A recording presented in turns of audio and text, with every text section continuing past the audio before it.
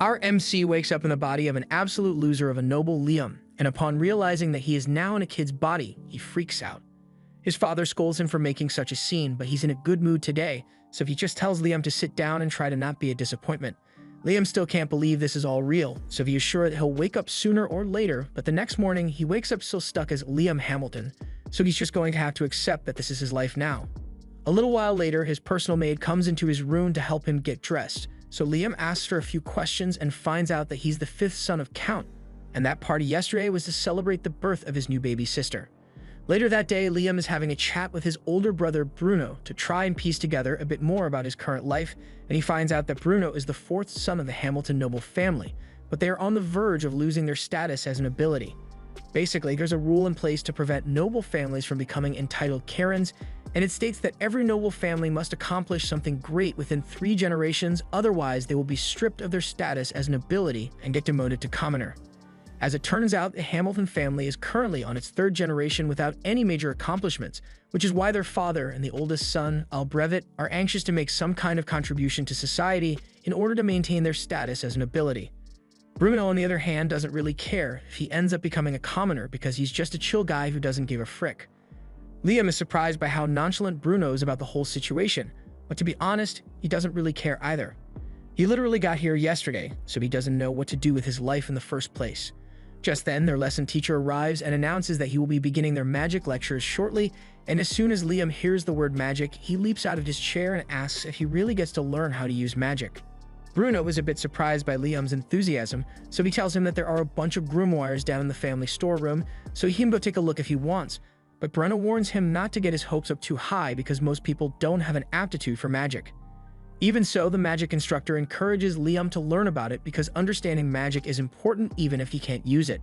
Liam goes to find his maid and asks her to show him where the grimoires are, so she leads him to the mansion's study, and Liam is amazed by the sheer volume of knowledge present here. He looks through the shelves and finds a book about basic fire magic, so he opens it and decides to try it out. After following the instructions in the book, Liam is able to create a flame on the tip of his finger, which is really impressive for a first attempt. Liam goes to his father's office to ask for permission to use the Grimoire library, but his father hates talking to him, so he dismissively tells Liam that he can do whatever he wants. The interaction was a little disheartening, but what's important is that he gave Liam permission to use the Grimoire library, so he spends the next couple of days mastering all the basic elemental spells. Eventually, he learns how to cast the spells without needing to look at the grimoire, and Bruno is astonished because he can't use magic at all. He tells Liam he is amazing and soon enough he will be able to make a name for himself. However, Bruno is curious about Liam's motivations and asks him if he is trying so hard to learn magic because he wants to become the next family head. After all, that may make him a target for their elder brother. But Liam has no interest in the family politics of succession, he just thinks magic is cool. Since he has mastered all the novice spells, he decides to start learning ice magic, but while he is leaving the library, he gets called by his father. His father had heard about Liam's talent for magic, and even though he couldn't give a damn about Liam a couple of days ago, he is suddenly really interested in him. He asks for a magic demonstration, so Liam shows him that he can cast magic without needing to open a grimoire, and the Count is elated because he might be able to use Liam to secure their family's position. From now on, he tells Liam that he is allowed to use whatever resources he may need for his magic studies. All of a sudden, a report comes in that a particular man has appeared on the Hamilton land, so the Count orders the soldiers to be mobilized so they can capture him. From the sound of things, this guy must be a really big threat, but that has nothing to do with Liam, so he heads back out into the forest so he can practice his magic. While he's walking out into the woods, he finds a man sitting under a tree, and the man seems a little on edge once he spots Liam. He asks if Liam is a member of the Hamilton family here to capture him, and Liam confirms that he is indeed a member of the Hamilton family, but he has no interest in capturing him. He doesn't even know who the guy is to begin with. The guy is relieved that Liam isn't after him, but then he notices that Liam is carrying a grimoire, so he asks if he is studying magic. Liam confirms it, and since constant practice is the best way to improve, he's going to go practice now. However, before he leaves, the guy asks Liam if he wants to learn a more efficient way of using magic. This gets Liam's attention, so he asks the man what he is talking about, and the man shows him a technique that allows him to use 5 different types of magic at once. Liam is extremely impressed, so the guy asks if he wants to get a quick magic lesson, and Liam says he would love to.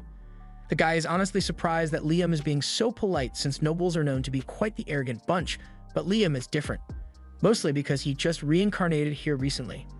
Well, anyway, in Liam's first lesson, the man asks him to try drawing two diagrams on the ground at the same time. Liam does as he is told, and he turns out to be pretty good at it, so the next step shouldn't be hard for him to master.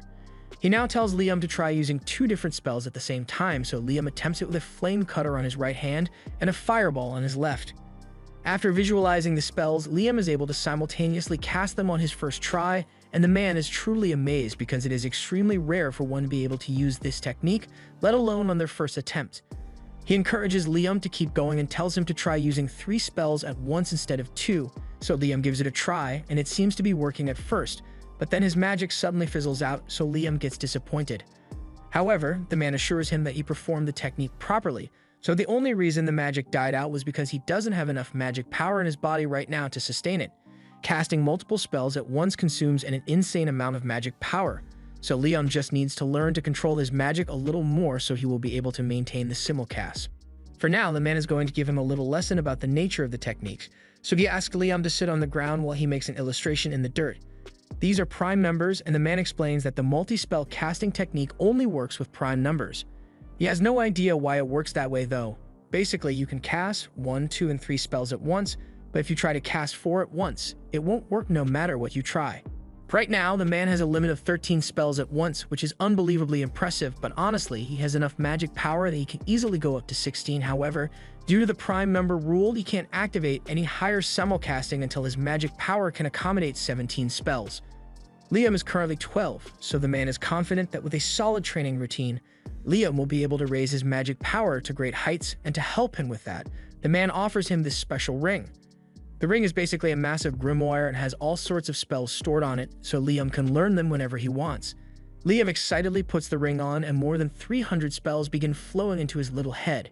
He can't wait to try them out, so he turns towards the woods and activates the wind shot spell, creating a massive gust of wind.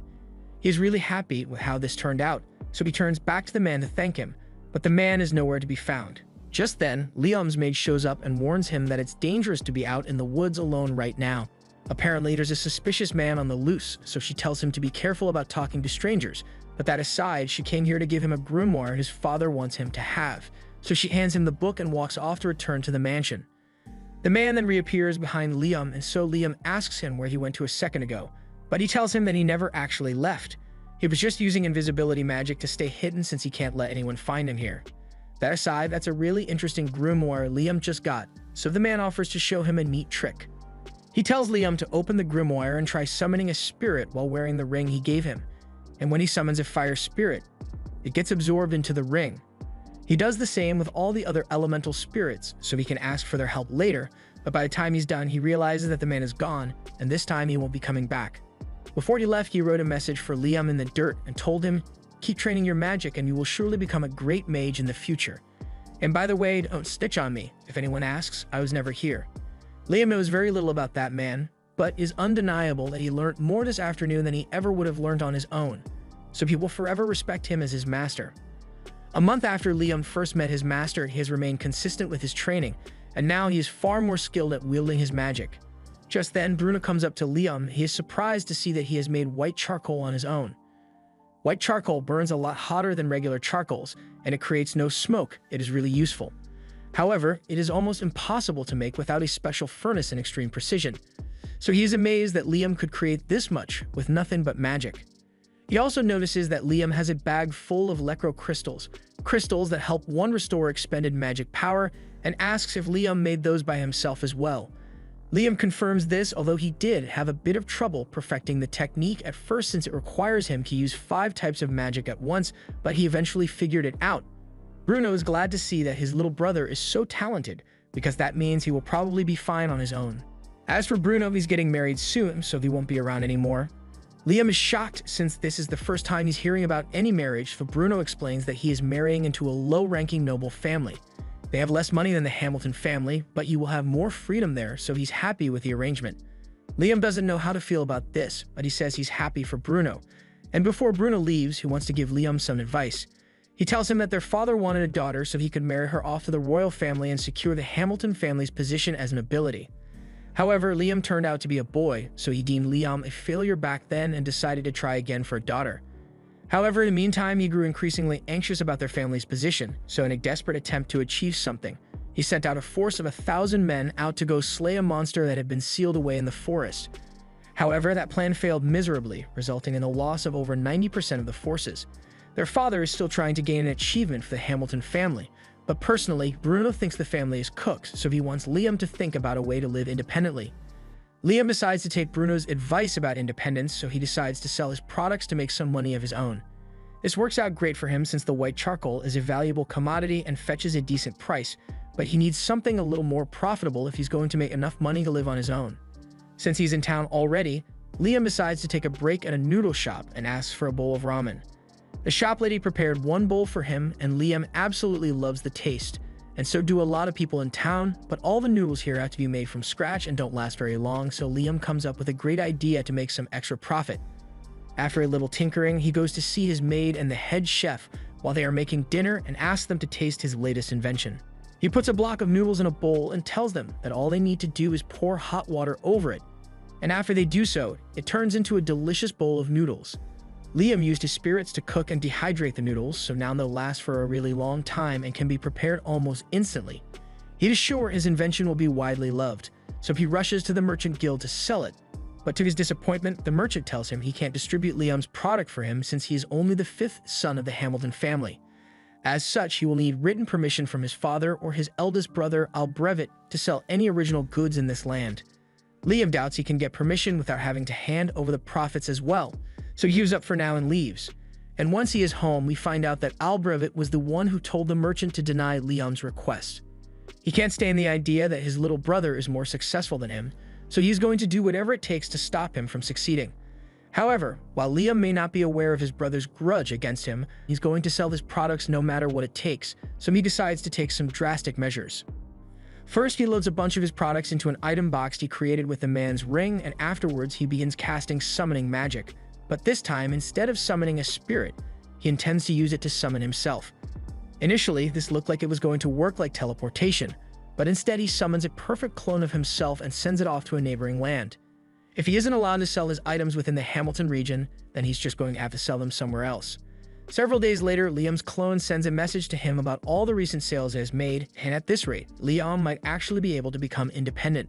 When Liam isn't selling his goods, he uses his clone to practice his attack spells, and he has finally learned to control the magic missile spell, so he's pretty pleased with himself.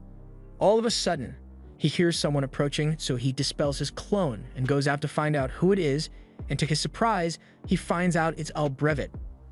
Albrevet wastes no time and immediately asks Liam what he wants to become in the future. Liam knows Albrevet only asking because he wants to figure out if Liam is really a threat to his position as the successor of the family. But as mentioned before, Liam has no interest in family politics, so he tells Albrevet that he wants to become independent in the future. Albrevet is relieved since he won't have to compete with Liam for succession rights if he becomes independent. So to help him become independent as quickly as possible, he offers to put in a good word for him so he can join the Hunters Guild. Later that day, Liam heads to the Hunters Guild, and as soon as he enters, all eyes are on him because the Hunters don't think a kid like Liam is qualified to be here. Liam walks up to the front desk to meet the guild master, and the guild master already heard about him from Albrevet, but he's still going to have to give Liam a test to gauge his ability. He tells Liam to fire an offensive spell at him with any incantation he wants, but Liam had never heard of incantation before, so he had no idea what the guild master was talking about.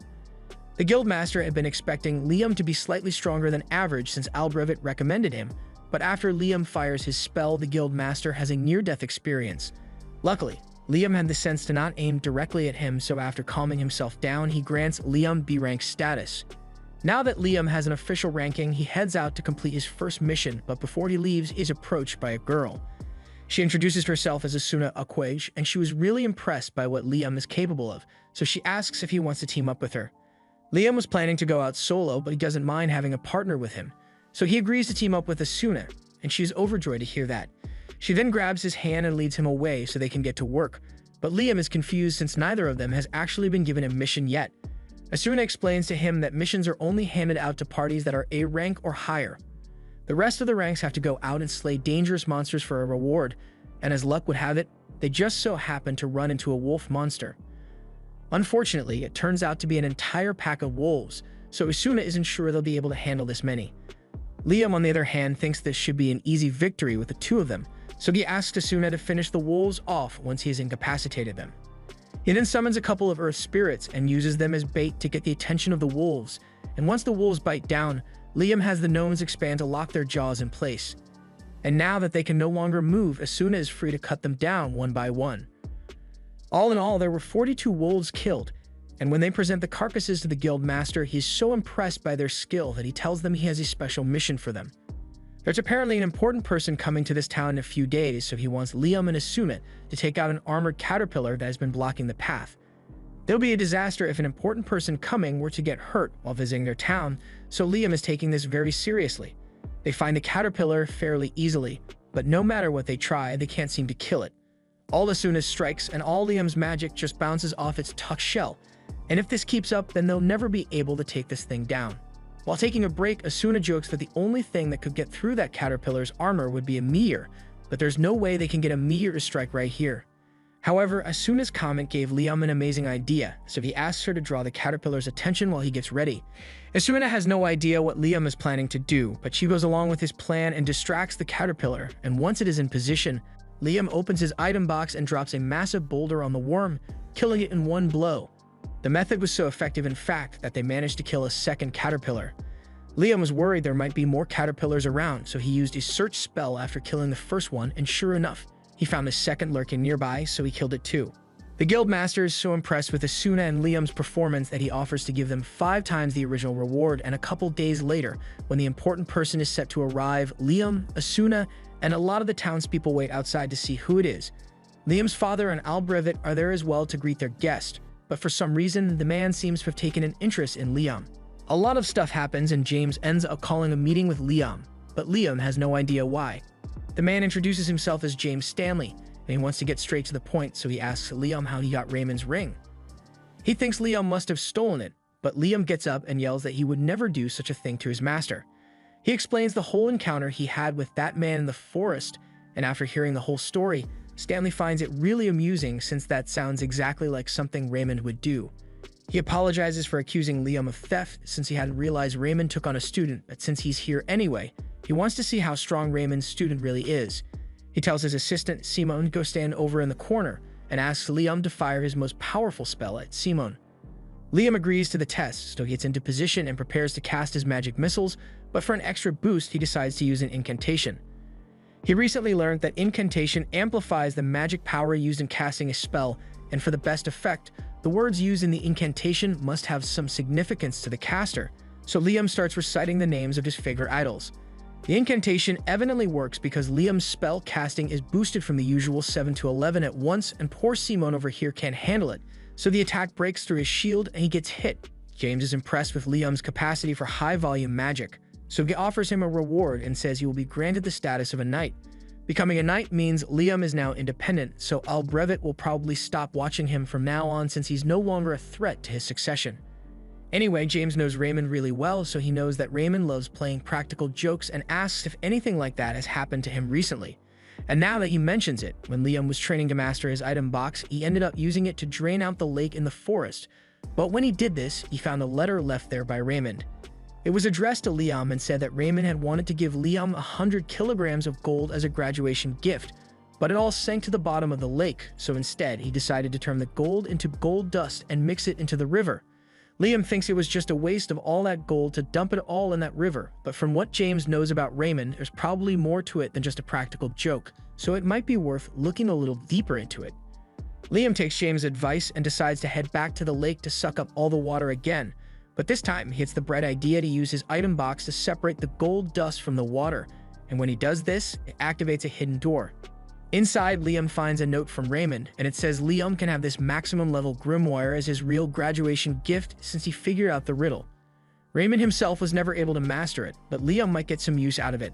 Liam takes a look at the grimoire and finds an interesting spell called Another World in there, and after several hours of trial and error, Liam finally manages to get the spell to work. The Another World spell creates a separate dimension which Liam has full control over, so he can open a gateway anywhere, and no one can enter without his permission. Liam is overjoyed by all the amazing things he could do with this spell, so as soon as he has the chance, he goes out hunting with Asuna again.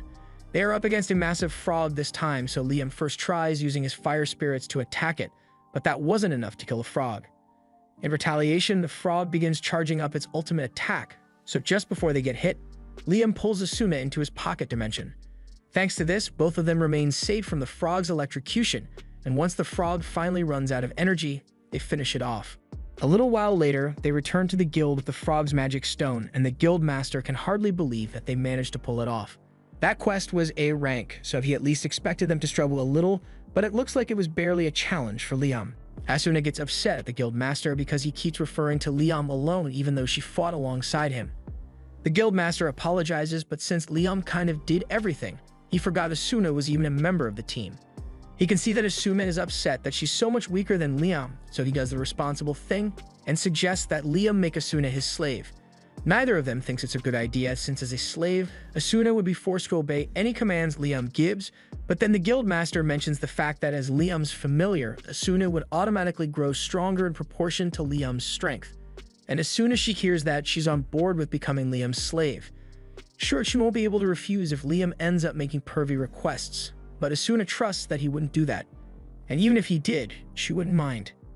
They end up creating the contract, and once it's done, Asuna immediately disappears. Everyone is shocked, but then she reappears behind Liam and explains that she just moved really fast. After the contract was established, Asuna heard a voice in her head that told her a unique skill has been acquired. Speedster. Liam thinks this is incredibly interesting, so interesting in fact that he wants to try it out again, but making familiar contracts forces obedience, so it would be hard to find someone who is willing to lose their freedom in exchange for a skill. Fortunately, Asuna knows someone who'd be perfect for it. They go to see Asuna's friend, Jody, and explain the whole situation to her. Jody's got nothing better to do right now, so she agrees to become Liam's familiar, and after the contract is formed, everyone asks her if she unlocked a unique skill as well, but rather than tell them what it is, Jody walks out of the guild and returns with 2 sandwiches. She then gives one of the sandwiches to a guy with a broken hand, and the second he eats it, his arm recovers. Jody explains that her unique skill allows her to heal people with the food she makes. Several days later, Liam is meeting with James again, and he informs Liam that Princess Scarlet is coming to visit him. Liam doesn't understand why the princess would come all the way here for someone like him, but James reminds Liam that he completed an A-rank quest and can cast up to 11 spells at once, plus he can grant people unique skills by becoming their master. The princess is particularly interested in seeing Liam demonstrate the abilities of his slaves, but Liam firmly refuses to do such a thing. James can't believe Liam truly wishes to turn down a request from the queen herself, but even though Jody and Asuna are Liam's familiars, they are still his friends, so he will not turn them into a circus act for someone's amusement. James can see that Liam isn't willing to budge on his refusal, so he tells him he can leave. And once Liam is gone, it is revealed that the maid that had been serving them during the conversation was really the princess. James apologizes to the princess for Liam's refusal, but she actually found it quite interesting that Liam is willing to go against royalty to protect his friends, but she wants to see if he will do the same when talking to her face-to-face. The next day, Liam is summoned to meet Princess Scarlet, and this time she's not in disguise, so Liam will have to be careful about how he responds to her. Liam enters her palace and kneels before her, but Scarlet wants to get down to business, so she calls for a seat to be brought for Liam and mentions that she had heard about him defeating an armored caterpillar and a giant frog. In particular, she's really impressed that he was able to kill a frog without using any high-level magic, because this is the first time anyone has managed to pull that off. However, she is even more interested in Liam's familiars, so she asks him to show her what they can do. Liam can tell that she is trying to use her authority to force him to obey, but he can't accept her request. Scarlet asks him if he really intends to refuse a direct request from a noble, but regardless of what the consequences may be, Liam remains firm on his answer and absolutely refuses to turn his friends into a circus act. He was fully prepared to face Scarlet's wrath for refusing her, but to his surprise, she bursts out in laughter. Liam is the first person she has met who stays true to their morals even in the face of higher authority, and she finds that really amusing, so she wants to reward him. She declares that from this moment on, Liam will be given the title of Baron. Liam freaks out because he doesn't think he did anything to deserve such a title, but Scarlet has taken a liking to him, and she's the princess, so she can do whatever she wants. This way, Liam's family won't lose their status as nobility, but there's something else Scarlet wants to give him. She presents Liam with a familiar contract grimoire, and Liam is way more excited about this than he was about becoming a baron.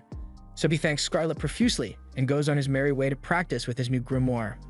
A little while later, Liam is sitting out in the forest while reading the grimoire, and he is able to use the spells inside pretty easily, but until he masters the book, his contracts won't be permanent. While he's still practicing, he notices Bruno walk up to him and he's really surprised since Bruno got married and left home a while ago. He asks Bruno why he's here, but he doesn't have a real reason. He just wanted to come hang out with his brother, mainly so he could congratulate Liam in person for becoming a baron, as it's a massive accomplishment.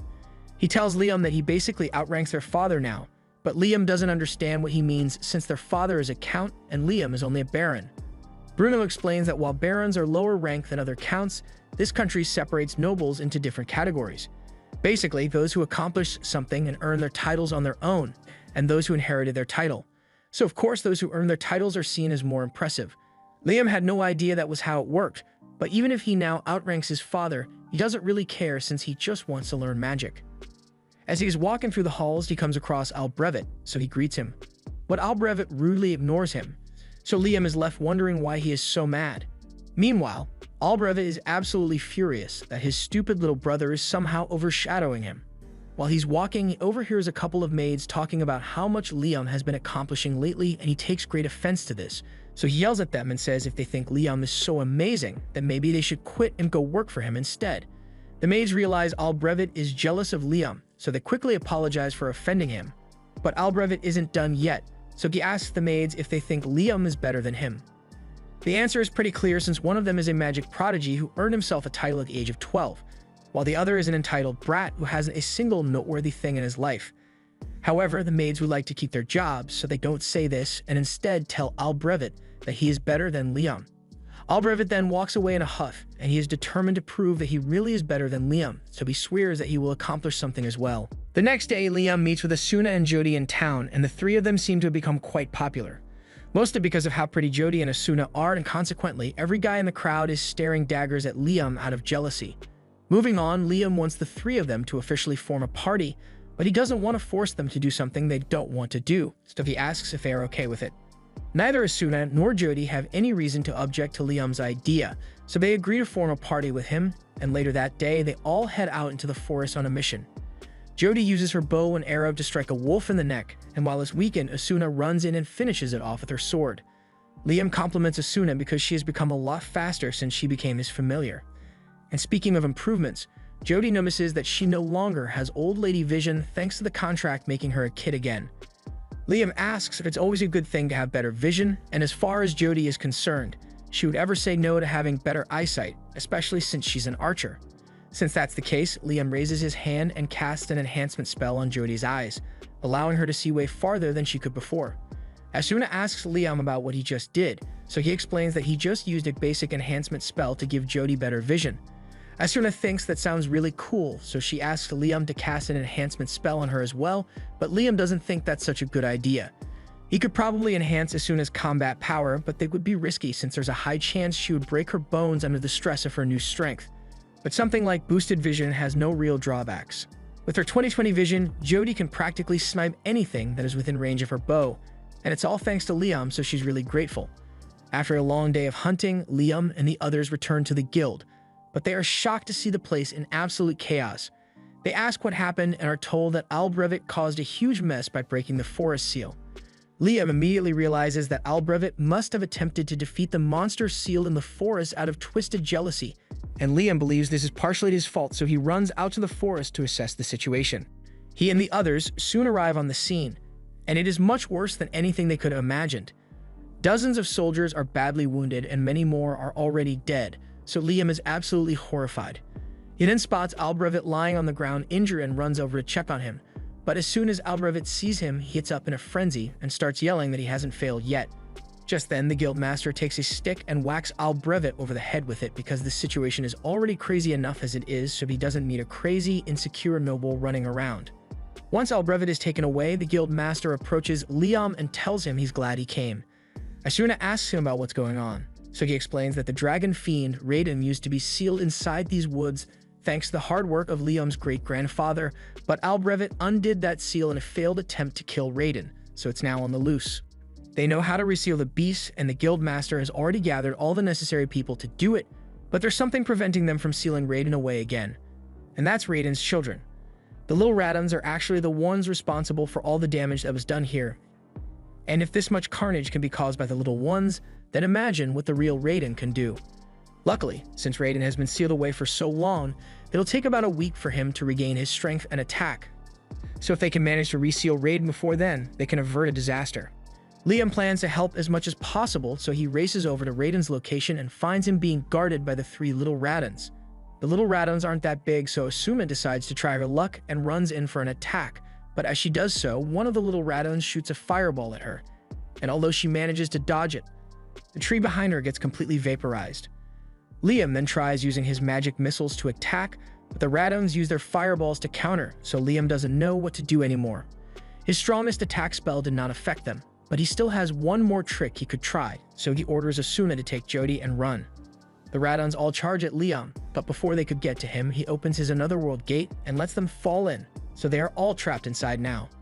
The Guildmaster can't believe that Liam was able to defeat all 3 of the little Radons on their own, and neither can Liam since that was a really close call. Now that the little Radons can't interfere anymore, the Guildmaster calls for everyone to begin sealing Raiden away again. While that's going on, Asuna and Jody return to Liam's side and he's relieved that they are alright. They ask him about the spell he used to defeat the little Radons, so Liam explains that it's a spell that creates a separate dimension. He trapped the little Radons in there, but there's no risk of them escaping since at his current level of mastery, whenever he closes the gate, everything inside the dimension disappears. Just then, Liam hears a voice in his head, and in the next second, he is pulled into the mind of Raiden. Raiden refers to Liam as a human with an immense soul, and asks him who he is, but Liam doesn't understand the question since as far as he knows, he's just a regular human. Liam may say that, but Raiden isn't convinced since he can clearly see that Liam's body and soul do not match. Liam realizes that Raiden might be referring to the fact that he reincarnated into the body of Liam Hamilton, so he wonders if Raiden might know the reason behind it, but unfortunately, Raiden has no idea. However, what he does know is that Liam's life is bound to be an interesting one, so he offers to make a deal with him. He wants to accompany Liam through his life, and he promises that he will not bring any harm to Liam or those around him if he agrees. In fact, he offers to help Liam build on top of the skills he already possesses, and Liam doesn't sense any animosity coming from Raiden, so he ends up agreeing to the deal. All of a sudden, Raiden's body dematerializes and is absorbed into Liam's soul, leaving a dragon mark on his hand. Liam can feel the power of Raiden flowing through his body, so he decides to do a little test run and fires his magic missile into the sky. To his surprise, he is now able to control and fire 17 spells at the same time. And it must be thanks to the power boost Raiden granted him, but using Raiden's power seems to have some negative side effects since everyone around Liam begins to suffer headaches from being exposed to such dense mana. Liam notices everyone struggling and realizes his mana is the cause, so he suppresses it and apologizes for acting so thoughtlessly. As his way of showing his sincerity, he offers the Guildmaster 10 kilograms worth of gold dust and tells him to use it to pay for the treatment of those who were badly injured in this fight. Later that night, Liam has a meeting with his father, and his father is really grateful for what Liam did since it prevented a great disaster from being caused by Albrevit's short-sightedness. He also heard that James is still in town, so word of Liam's great accomplishment should reach the royal capital soon enough. That night, Liam goes to bed, but by the time he wakes up the next morning, he realizes that 2 new spells just spawned in his head.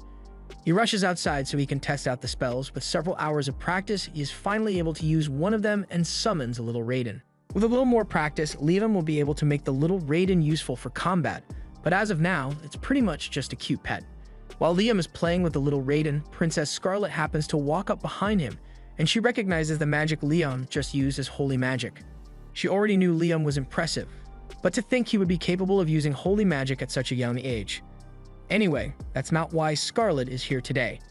She is here to give Liam his reward for defeating the Dragon Fiend.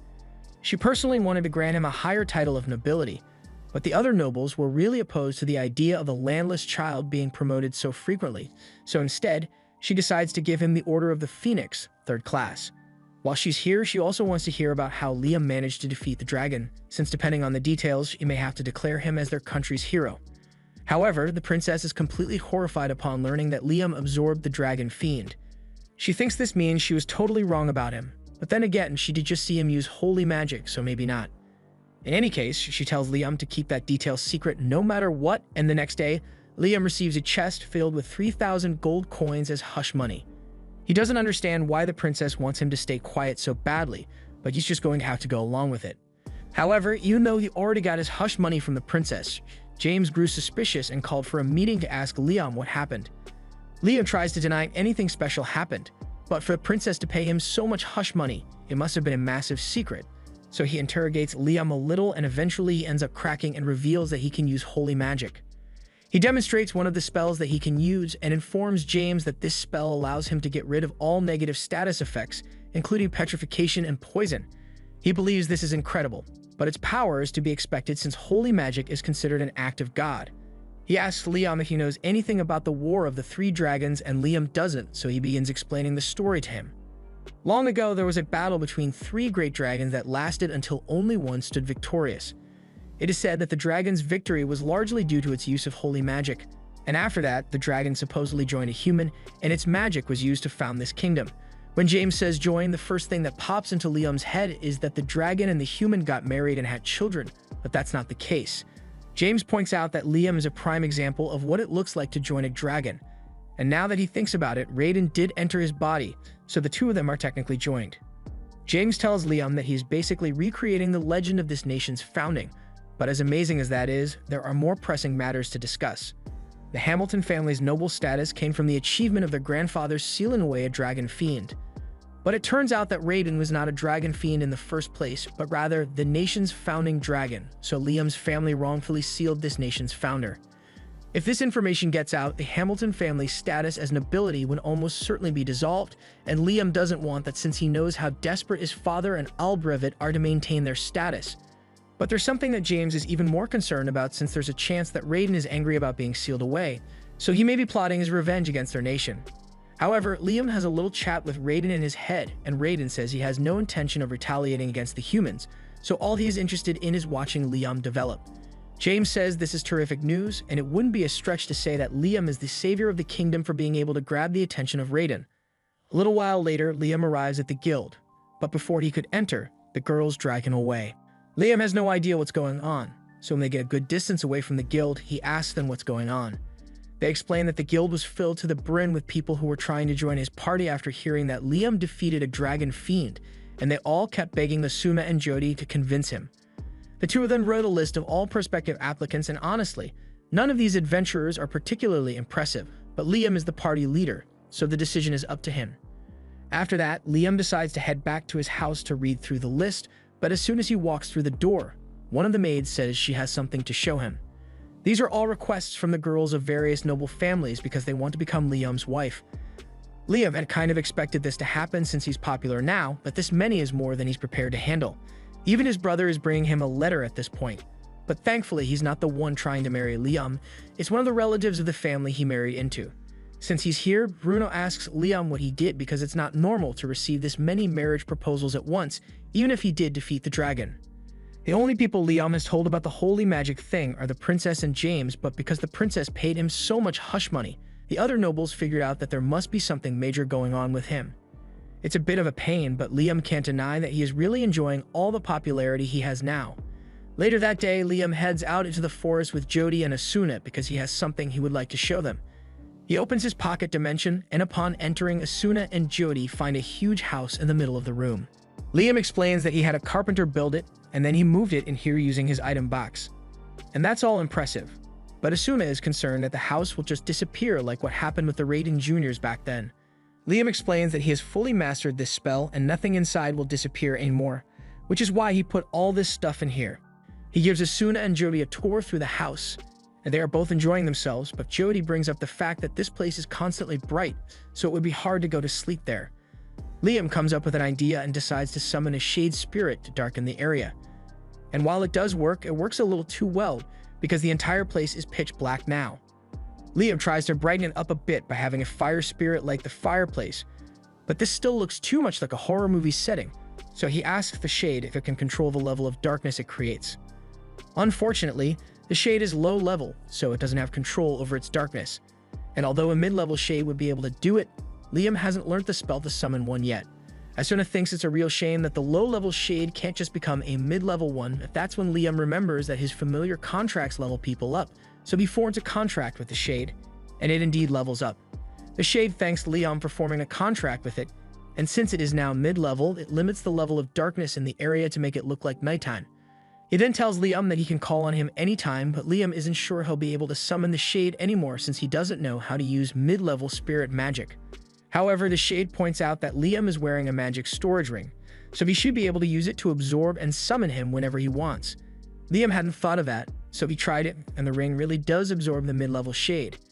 He then does the same thing with all of his other spirits and levels them up before storing them in his ring, so Liam now basically has a mid-level summoning grimoire of his own. The next day, Liam heads out into the forest at Raiden's request, and once he gets to the designated spot, Raiden asks him to summon one of the Raiden Juniors. Liam summons it, and the Raiden Juniors create an opening in a barrier that reveals dozens of pixies that have been hidden in the forest. As soon as the pixies realize that Liam is a human, they all start flying away so they don't get hurt. Liam tries to calm them down by explaining that he isn't their enemy. He tells them that Raiden is the one who told him to come here, and after hearing Raiden's name, the fairies seem to trust him a little more. Pixie wings are valuable ingredient items and potions, so humans almost hunted them into extinction at one point. That's why Raiden took it upon himself to protect them by creating a barrier in the forest. However, since he's now living inside Liam, he can't maintain the barrier anymore, so he wants Liam to protect the pixies in his place. To do this, Liam first wants to form familiar contracts with all the pixies, so he asks them if they are okay with that. The pixies trust Liam since he is working on behalf of Raiden, and since he's going to be forming contracts with them. Raiden asks Liam to give them names as well since naming things gives additional power to human magic. Liam forms a contract and decides to name the first pixie, Reina. However, to his surprise, once the contract is completed, Reina is transformed from a pixie to an elf. Raiden thinks it's interesting that the pixies evolved into elves, but he isn't that surprised by it. However, Liam is totally confused and has no idea how this could have possibly happened. Raiden explains that by forming a magic contract and naming the pixie at the same time, the magic power from both actions resonated and created a stronger response than normal, which is why the pixie evolved so much. From now on, Raiden says it would be best if Liam named every familiar that he forms contracts with. After seeing the effects of the contract, all the other pixies are eager to form a contract and ask Liam to name them as well. Once all the pixies have been turned into elves, Reina asks him for some orders since they are his familiars. Liam hadn't really thought that far ahead since he just come here at Raiden's request, but since the pixies are all elves now, he suggests that they should start building a village for themselves. He also appoints Reina as the leader of the village since she was the first pixie he evolved, and she's the only one whose name he remembers right now. Once that has been settled, the elves get to work planning their village, and Liam is completely exhausted since he used way too much magic power when forming all those contracts. Just then, he senses a lot of magic power coming from deeper in the forest, so he goes to check it out and finds this golden fruit hanging off a tree. He can sense a lot of mana coming off it, so he asks Reina about it, and she tells him that it is a fruit that pixies make. They would collect mana floating through the air and condense it into one place, so it's basically mana honey. Liam asks her if he can eat it, and Reina has no objections, so he cuts the fruit down and takes a bite. And when he does, not only is his magic power restored, but his overall magic capacity is increased as well, so he can now cast 19 spells without a chant. The next day, Liam comes back to the village to check on how things are going, and Reina comes out to greet him, but she has some bad news. Even though he told them to build a village for themselves, they don't actually know how to build houses, so this is the best they could do. Liam figured something like this might happen, so he's prepared to teach them how to build homes for themselves. However, his lesson is interrupted when they hear one of the elves scream for help. Bandits happen to make their way into the forest, and as soon as they spotted an elf, they decided to kidnap and sell her off for money. Liam obviously isn't going to let that happen, so he demands that the bandits release Susie at once, but bandits are bandits, so they don't listen and instead try to attack him. Liam summons a clone and uses it to launch a simultaneous attack on the bandits and knock them out. While he may have saved Susie, he now realizes that this forest is far too dangerous for a group of elves to live, so he intends to move them somewhere else. He wants to put them in his pocket dimension for now, but he's not sure they'll all fit since the space isn't that big. However, when he takes a look inside, he realizes that it's gotten a lot bigger since the last time he saw it. It's probably because of that pixie honey that he ate yesterday, and thus works out great for him, so he tells all the pixies to get inside so he can take them to a safe place. A little while later, Liam has returned to his land and opens his pocket dimension for the elves to come out, and they are shocked to realize that they are in an entirely different area now. Liam tells them that he brought them to his land so they won't have to worry about being attacked anymore, and while the elves are grateful, they are even more amazed that Liam was able to transport all of them here with a single spell. They all bow down to ask Liam to become their king, and if he agrees to rule them, they swear to do whatever he asks. Liam feels the need to protect them, so he agrees to become their ruler, but he asks them not to call him a king because he doesn't want to have to deal with the politics of that. Anyway, since he's their leader, he has to find land for them to live on. 4 days pass and Liam is still trying to get a place for the elves to live, which is why he has been practicing the new magic Raiden gave him non-stop. And when he finally figures it out, he tells everyone to line up. He then proceeds to teleport them all about 100 kilometers from where they were before to a place called the Sealed Islands. Raiden is the one who sealed this land, but he has permitted them to use it as much as they like. This would have been a 4-day trip if they traveled normally, but with the teleportation magic he learned from Raiden, he can instantly travel to any location he has been to before. He tells the elves that they can live here from now on, but he's still going to need someone to build houses for them. For now, he's leaving the Raiden Jr.'s in charge of protecting the elves until he gets back, so he teleports back home. There he is visited by the princess, and she wanted to ask him if Raiden ever mentioned a place called the Promised Lands. Liam never heard of the Promised Lands, but Raiden did permit him to use a place called the Sealed Lands, so the princess asks Liam if he can take her there. Liam says he's fine with it, but in exchange, he needs something from her as well. He asks her to bring one of the court engineers because there's a project he needs to complete. However, he doesn't intend to take the actual engineer, so he makes a clone of Golek and teleports the clone, as well as the princess with him to the Sealed Lands. Upon arrival, the princess is certain that this must be the Promised Lands, so she recounts the legend that says that humanity's salvation lies in the Promised Lands, and this ring is said to be the key. The ring has been in the royal family for generations, but it begins reacting to Liam, and as he touches it, a huge chunk of the land begins to float at his command, so the princess bows down to him and asks Liam to form a nation here for the sake of humanity. Liam really doesn't want to do it, but the princess pledges her loyalty and all her resources to help make it happen, so he has no choice. Under the instructions of the Golek clone, the elves have been making steady progress on their village, and while they are doing that, Liam works on taking down all the monsters that roam this land with his magic. After he finally takes down a giant turtle, Liam notices Princess Scarlet standing behind him. Scarlet apologizes for staring, but she was just so mesmerized by her master's outstanding magic power. Liam still isn't comfortable with this whole master-servant relationship Scarlet wants, so he tells her she doesn't have to serve him after all. Her status as second princess of the kingdom far outranks Liam. However, Scarlet is doing this because she wants to. Her family has dragon blood flowing through their veins, which is why the women in her family are usually married off to build ties with other nations. That's why she would much rather serve under the dragon god, Raiden, than remain the princess of the kingdom. After seeing how devoted Scarlet really is, Raiden takes a liking to her and tells her to walk 1 kilometer to the north because there's something there that she might like. She and Liam follow Raiden's directions, and in the middle of the forest, they find the entrance to some ancient ruins. They head inside, and there they discover this metal dragon sitting in the middle of the room. As they approach, the dragon wakes up, and it looks like it's about to attack, so Liam asks Raiden what's going on. Raiden explains that this thing is one of the guards he created, and it's definitely going to attack them, but if Liam can take out one of the ancient letters on his forehead, it'll become an obedient pet. That seems easy enough, so Liam teleports up to the dragon's forehead, and with a holy lance, he manages to pierce one of the letters, deactivating the dragon's defense mode. The dragon then reacts to the dragon blood flowing through Scarlet's body and decides to listen to her, so Scarlet happily accepts the dragon guard. But when Liam says he wants to return to the surface, Scarlet says she is going to wait here for a while since she doesn't want to leave her dragon alone until it is fully recovered from the wound Liam's attack caused. Liam still can't get used to the idea of having someone as important as Scarlet serve him, but Raiden suggests that Liam just needs to become someone equally as important. That way, it wouldn't be awkward anymore, but it's definitely easier said than done.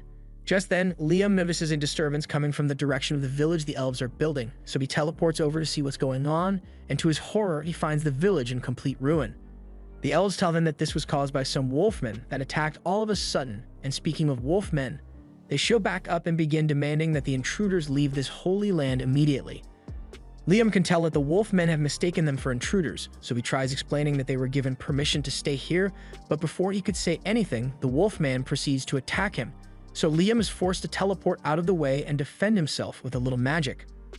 The wolfman still seems determined to kick Liam and his friends out of this holy land, but then Liam pulls out a Raiden Jr., proving that he's affiliated with Raiden.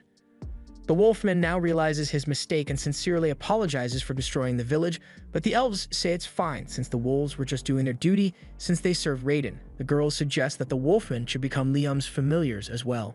The leader of the wolfmen thinks it's a good idea, so they agree to become Liam's familiar, and Liam has no reason to refuse, so he creates a contract with the leader, naming her Chris.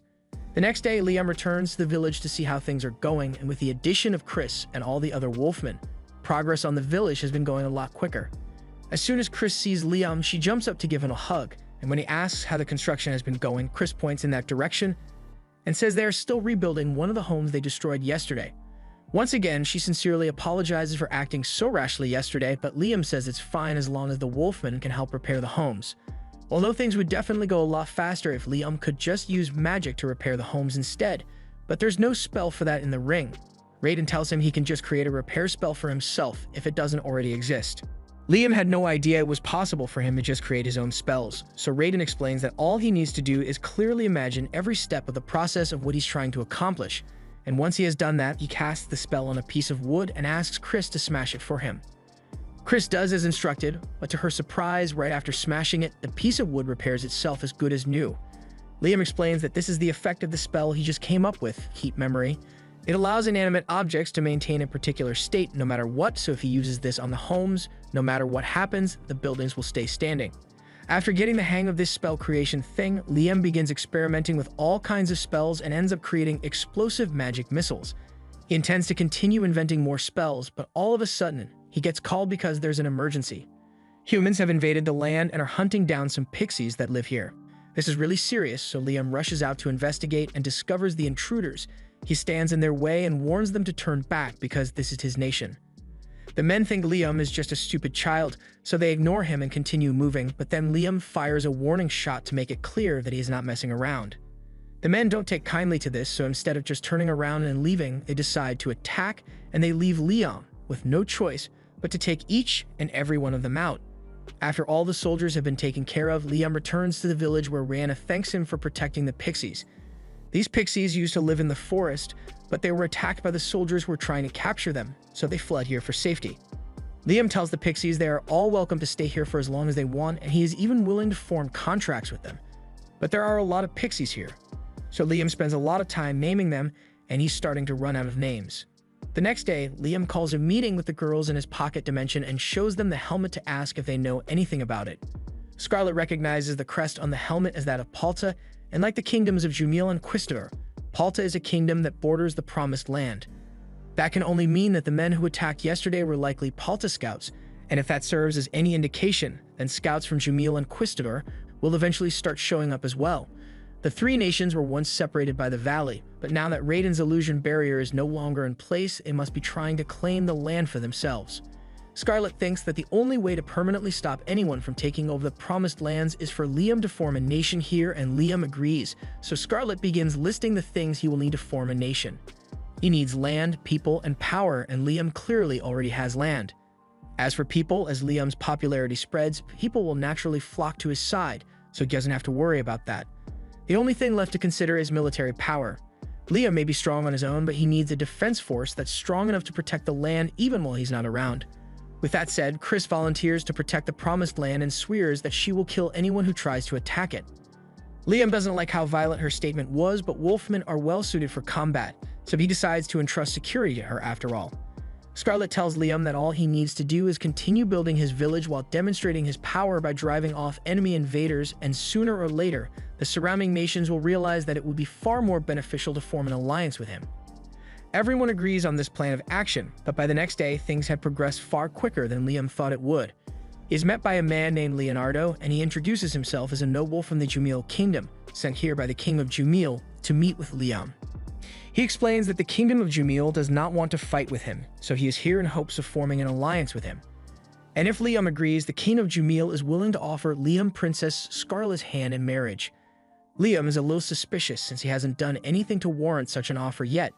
By now, from Scarlet's previous actions, Jumiel must have realized that these lands have something to do with the Dragon God, so it's possible that they are trying to get on his good side because of that. However, he still isn't sure what to do about it, so he creates a telepathy spell on the spot and starts talking to Scarlet to ask if she thinks it is a good idea to accept their offer. Scarlet tells him he should accept, since if the two of them got married, then it would at least buy them half a year of time to expand their nation. Liam takes her advice and tells Leonardo that he would be honored to marry Princess Scarlet. However, he wants to postpone marriage for a year so he can fully develop his nation into something worthy of the royal family. Leonardo says he understands and leaves to relay Liam's statement to the king, and now that that's been taken care of, Liam decides to visit Princess Scarlet's mansion over in the royal capital.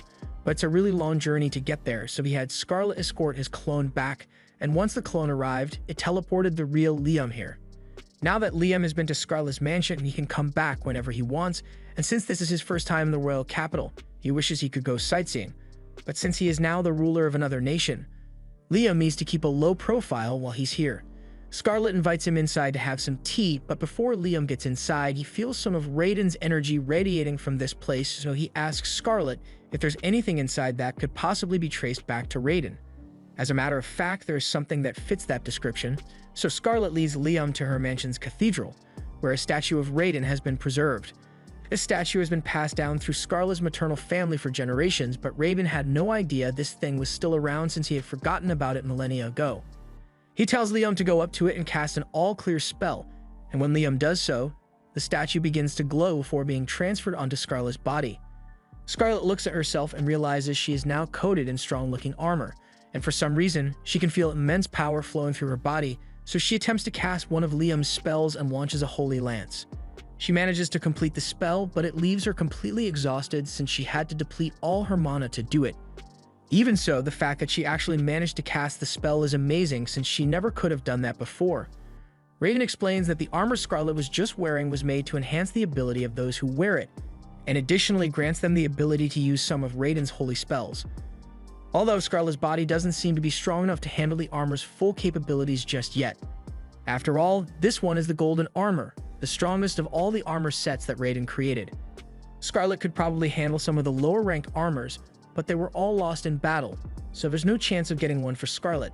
Liam doesn't think that will be a problem since if Raiden created the armor to begin with, then all Liam needs to do is recreate it so Scarlet's body can handle its power. Raiden finds Liam's enthusiasm amusing, so he agrees to help him recreate the armor and tells him the first thing he will need is some high mithril. Liam asks Scarlet if she will be able to get some high mithril for the armor, and that shouldn't be a problem for her, so Liam gets to work right away. After a bit of hard work, Liam has finally created some armor that's suited to Scarlet, so he gives it to her and lets her try it out. First, she needs to form a contract with it, so Liam tells her to spill some of her blood on the statue, and after Scarlet does so, her body is once again covered in magic armor. Only this time she is able to cast Raiden's spells without collapsing. Raiden is impressed that Liam was able to replicate his armor so easily, and since they are on the topic, Raiden tells him about the most powerful set of armor he ever made, the Ruined Guardian. This is the armor set he used during the War of Gods eons ago, and he encourages Liam to try it because he thinks he could handle it. Liam and Scarlet teleport back to the village, and Liam pours a drop of blood on the Guardian Raiden before forming a contract with it. The Guardian Raiden then turns into armor and Liam equips it, allowing him to fire 37 magic spells at once. However, a feat of this magnitude is pushing the limit of what Liam is capable of, so he collapses to the ground due to mana exhaustion. Scarlet runs over to check on him, but Liam says he is fine. Raiden is incredibly impressed that Liam managed to survive because so far, only 3 people have made it out alive after putting on that armor, and Liam is the first one to actually manage to cast a spell. So if Liam truly masters the armor, he would have the power to rule the world. Liam uses some mana crystals to recover from his exhaustion, and as useful as the Guardian armor may be, he's going to put a hold on training with it for now and puts it in his item box. He then teleports Scarlet back to the capital and teleports himself to the village so he can check on things. From what he can see, everything seems to be going well, but all of a sudden, Reina comes up to him with some important news. Apparently, a group of trolls have been spotted living near the village, and while that normally wouldn't be an issue, trolls are usually either really nice or really violent, and the ones nearby are the violent kind. They don't really pose a threat to the village, but since the emissaries from the other kingdoms will keep showing up, it would be best if Liam convinces them to join his village so no fights break out between the trolls and humans. Liam heads to the location of the trolls to see if he can come to an agreement with them, and upon arriving, he is confronted by a group of trolls. The leader of the trolls asks Liam what he is doing here, so Liam tries to explain that he is building a nation here and was hoping to recruit the trolls to join him. The troll doesn't trust humans, so he doesn't want anything to do with Liam and tells him to get out of here. But before Liam could even respond, the troll begins trying to squish him. Liam does his best to dodge because he doesn't want to have to hurt the troll, but any one of those attacks could be lethal if Liam gets hit, so he needs to be really careful. Unfortunately, while he was dodging, Liam accidentally falls into a hole in the ground and gets himself trapped. Now the troll has a clean shot at him, so Liam needs to act fast, otherwise he will be in serious danger. The troll's club hits him head-on, but luckily, Liam was able to equip the Guardian Raiden armor, and it allowed him to survive without taking any damage, although wearing it still drains a ton of Liam's mana. The troll is surprised that a human could survive one of his strikes, but it doesn't matter to him since he can just hit Liam harder next time. However, before he does that, Liam points to the troll's people behind him. In his blind rage, he did quite a bit of damage to them without realizing it, and if Liam hadn't taken that last strike head-on, he could have seriously hurt his friends with the flying debris. The troll realizes he may have acted a bit rashly, so he calms down and says he will listen to what Liam has to say. Liam thanks the troll leader for cooperating, and once all the trolls are gathered, he explains that he is building a village near here. And while it mostly comprises elves and werewolves right now, there's a chance that a lot of humans will come here in the future. In the worst-case scenario, a conflict could arise between the trolls and the humans, causing the humans to hunt down the trolls, and Liam would like to avoid that, so he wants the trolls to join his village. The troll leader understands what Liam is saying, but he wants to see Liam's village in person before he makes any decisions. Liam is fine with that, so he teleports all the trolls into the village, and the trolls are all amazed by what they see. But then the troll leader gets spotted by Chris. The two seem to know each other, and on sight, she charges at the troll and kicks him to the ground. Liam is confused by what just happened and asks Chris for an explanation, so she tells him that she and the troll go way back. Long story short, Chris and the troll both find each other very annoying, so literally every time they bump into each other, they end up fighting. To date, Chris has beaten him 307 battles, and the troll has beaten her 370 times, but speaking of which, she was really disappointed with that last battle as the troll barely put up a fight at all. She asks him if he got weaker or something, but Liam reminds Chris that she evolved into a werewolf, so the troll didn't get weaker, she just got stronger. The troll gets upset since Chris is now too strong for him to fight, but Chris tells him her power boost came from forming a contract with Liam, so she suggests the troll should do the same so they can be on equal footing again. The troll agrees, so Liam forms a contract with him and names him Guy.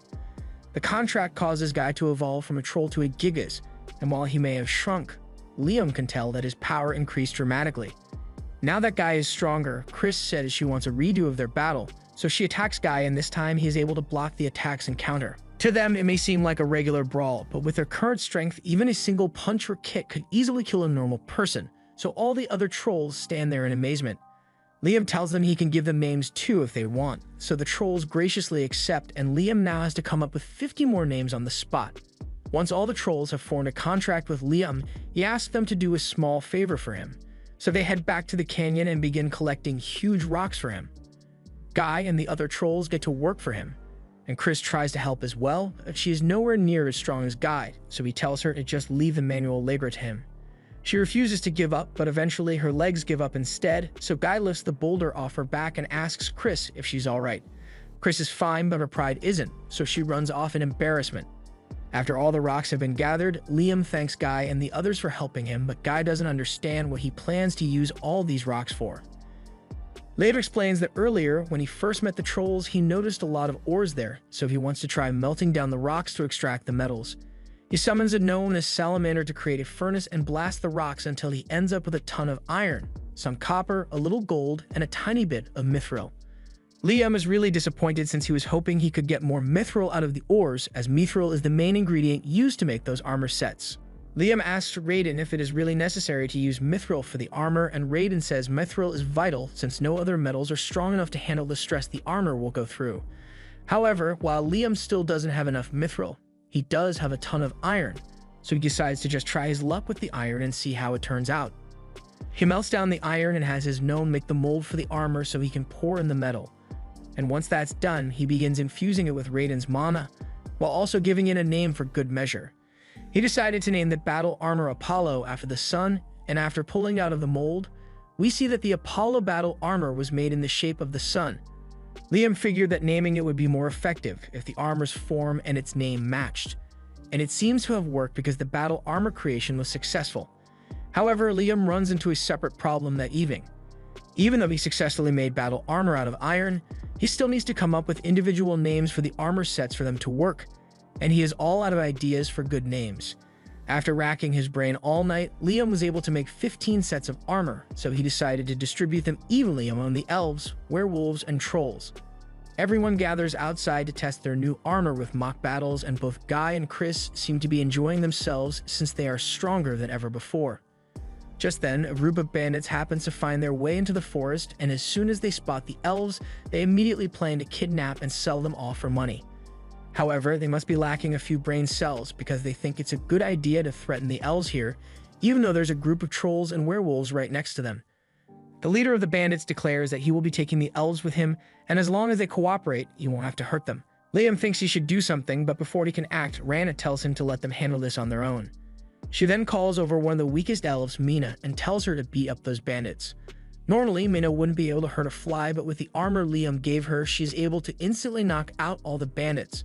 Liam is amazed by how much strength the armor granted Mina, so if he can just make enough for all the elves, they'll be able to defend themselves from any future threats. But that means he's going to have to come up with even more names for the armor. While Liam is agonizing over it, the bandit leader manages to sneak up behind him, and he tries to use Liam as a hostage and demands that everyone listen to him if they don't want Liam to die. However, no one reacts because they know the bandit can't hurt Liam, and a second later, Liam hits him with a power missile straight to the chin. The rest of the bandits finally realize that they are no match for Liam after seeing their boss get uppercut into a coma, so they turn and flee the forest. That night, Liam goes into his pocket dimension because there's something he needs to do here. He summons a bunch of water spirits and tells them that he collected a lot of seawater and he would like them to separate the salt from the water so the people of the village can use it. The water spirits agree to help, so Liam begins dumping the salt water and they begin purifying it. However, one of the water spirits comes up to Liam instead because she has something to say. Liam doesn't recognize her at first, but she explains that she was the first water spirit that Liam formed a contract with, and she wants to express her gratitude because she has been able to do a lot more ever since she evolved thanks to him. She was even learning to possess physical objects now, although the spirit monarch doesn't like it when spirits interfere with the physical world too much. Liam is intrigued after hearing that there's a spirit monarch, but he is even more interested in the fact that the water spirit can possess objects. Starting from mid-level, a spirit can possess objects, and spirit-possessed equipment is known to be particularly powerful, so Liam comes up with a good idea. He asks the water spirit if she would be willing to help him out with a little experiment, and she says she is more than happy to help. First, Liam named the water spirit Zero for an additional buff, and after creating one more battle armor in the shape of a water spirit, he has Zero possess it. He successfully created possessed battle armor, so he does the same thing with the fire and earth spirits and gives all three armor sets to Reyna, Chris, and Guy. This drastically increases their power once more, and they are all eager to use their strength to serve Liam. But while Liam is only doing this to make sure he can protect his nation, he has already amassed enough military power to take over all the surrounding nations if he chooses to. And he has no plans of slowing down anytime soon because the pursuit of magic is all that matters to Liam. Now that things in Liam's kingdom are mostly settled, Liam decides to head back home for the first time in a while, and when he gets to the guild, he is met by Jody and Asuna, who are pretty upset because he disappeared on them for weeks without saying anything. Liam apologizes, but he had a lot of stuff on his plate, so he forgot to tell them about it. Asuna tells him not to worry since it isn't that big of a deal, and more importantly, she just wants him to give them their money.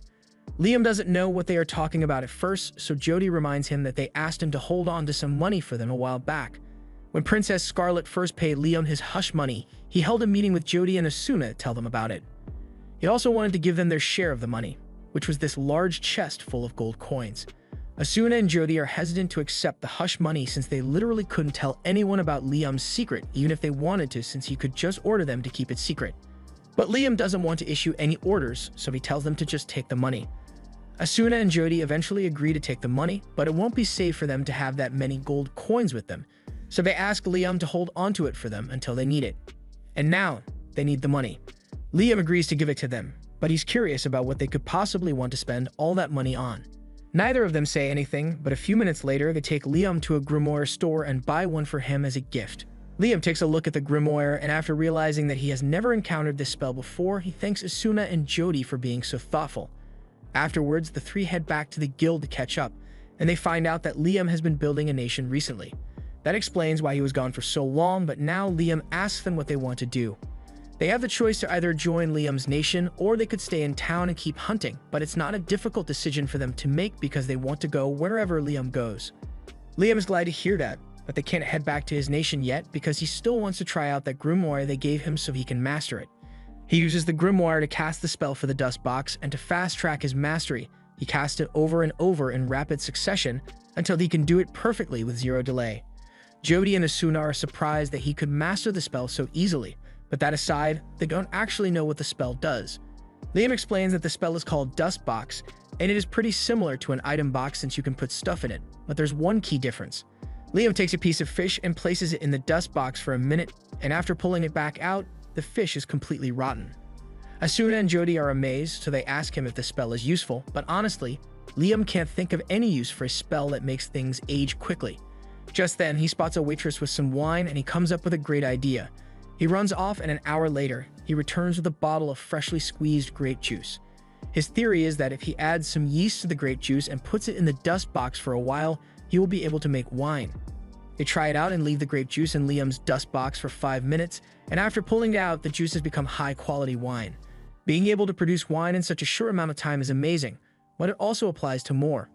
In fact, literally anything that requires fermentation can be mass-produced with this method, so the spell is incredibly useful.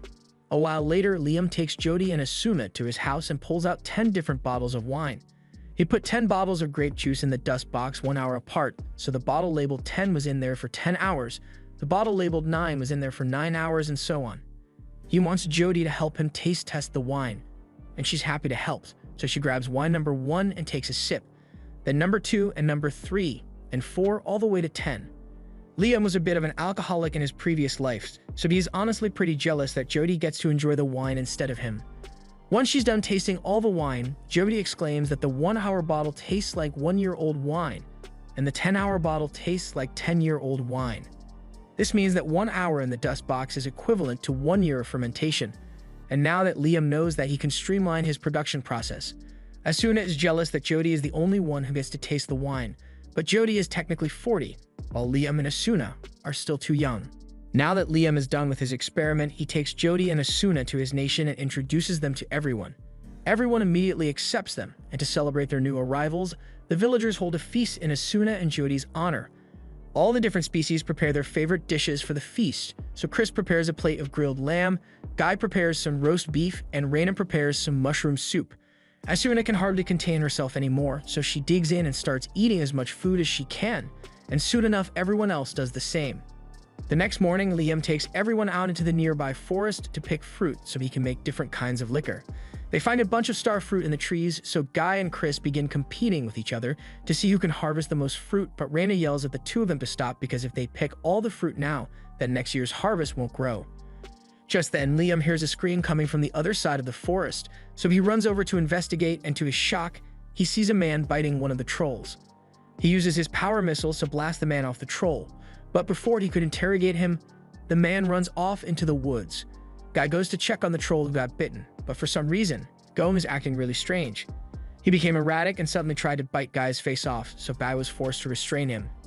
Guy has no idea what could be wrong with Goem, but Liam thinks it might be some kind of status effects, and if that's really the case, then his all-clear spell should fix the problem. Liam casts the spell to clear all status effects on Goem, and thankfully, it makes him go back to normal and fall asleep. But Liam still has no idea what caused this in the first place. Jody has seen a similar condition before, so she tells Liam she thinks Goem might have been infected by a vampire. By biting people, vampires can turn others into vampires to act as their servants, and normally nothing can be done to help someone who has been bitten, but Liam was able to cure Goem almost instantly, which is miraculous. But vampires usually turn to dust in sunlight, so since that man was fine, then a Dracula must be involved. A Dracula is a mutant variant of vampire that is born once every few centuries, and under the power of a Dracula's leadership, other vampires become stronger as well, allowing them to survive in the sunlight. If it really is a Dracula, then they have a major problem on their hands, so Liam plans to investigate so he can take adequate countermeasures. Liam sends a scout out to look for any traces of the Dracula, but when the scout returns, he says he has bad news. He found the vampires 10 kilometers up north, but there are over 10,000 of them, and they are closing in fast. The village is vastly outnumbered, so the villagers are starting to get worried. There are so many vampires because the residents of this land have all been turned, including all the orcs, goblins, and other species. The fact that all the vampires are able to move around during the day means that there must be a particularly powerful Dracula behind this. Vampires are normally pretty chill and live quietly, but under the control of this Dracula, they have become violent and destructive, so Guy says they need to stop them before they do any more damage. However, Jody and Asuna think it is too risky to face the vampires head-on. It is true that they are all really powerful, but if any one of them gets bitten even once, they will be infected and join the vampire army. Liam agrees, but he still wants to do what he can to stop the vampires, so he tells everyone to evacuate all the nearby villages so they won't get overrun by the vampire horde. Unfortunately, none of the surrounding villages took their warning seriously because vampires usually aren't much of a threat. Then, a little while later, the vampires attacked an orc village, and even though the orcs put up a good fight, they were quickly overwhelmed, so all the orcs are now vampires as well. And one more thing. While the scout was watching all this unfold, a vampire appeared that was different from the rest of them. All the other vampires kneeled before it, and then it did something to resurrect all the vampires that had died during the battle with the orcs. There's no doubt in Liam's mind that the vampire the scout saw was actually the Dracula, but if the Dracula can revive its vampire servants indefinitely, then the only way to end this would be to take the Dracula out directly. However, it sounds like it would be impossible to even get close to the Dracula with the current size of its army. Fortunately, Liam has come up with the perfect plan for them to defeat the Dracula, so he asks the tribe leaders as well and Asuna and Jody for some help. The 5 of them end up confronting the vampires in a valley, but just before the vampires get to them, they all equip the armor Liam made for them, and they all begin tearing through the vampires. Vampire bodies begin piling up left and right, and once the group has done a significant amount of damage, Guy says they should retreat since this is more than enough to draw out the attention of Dracula. Sure enough, Dracula soon appears before them, but just as he is about to revive his fallen vampires, Liam swoops in and teleports him away. Dracula is both confused and impressed that Liam was able to move him against his will, so he asks Liam what he did. Liam explains that he teleported them 100 kilometers away, so Dracula won't be able to interact with any of his kin anymore. Liam is sure this whole mess will be solved once he defeats Dracula, but before their fight begins, he asks Dracula if he would be willing to stop turning people into vampires so everyone can coexist in peace. Dracula refuses Liam's peaceful resolution because there's no way he is going to stop until he has converted all the inferior species into his servants. In that case, Dracula leaves Liam with no choice, so he fires several power missiles at him, but even though the missiles hit him straight on, Dracula remains perfectly unharmed. He then disintegrates himself and appears behind Liam, but Liam manages to teleport away before Dracula could hit him. Liam then tries to hit Dracula with several holy lances, but despite being pierced several times, Dracula once again simply disintegrates and reforms himself like new. He then baits Liam into teleporting away and grabs him, but before Dracula could sink his teeth into Liam's neck, Liam swaps places with a clone and dispels it to avoid getting bitten. That was a really close call just now, so Liam is considering using his Guardian Raiden armor since it would give him a huge boost in power, but it would also drain all his mana, so it is too risky to use until he is sure he can defeat Dracula. He keeps trying to hit Dracula with all kinds of spells, but nothing seems to work, and Dracula tells Liam that all his resistance is pointless because no matter what he does, he won't be able to harm him. Dracula is immortal, meaning he exists outside the laws of this world, so he can't die.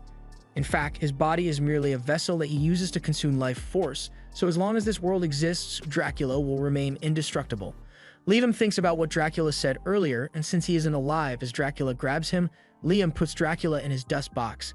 Living things usually can't be put inside the dust box, but since Dracula isn't alive, the rule doesn't apply to him.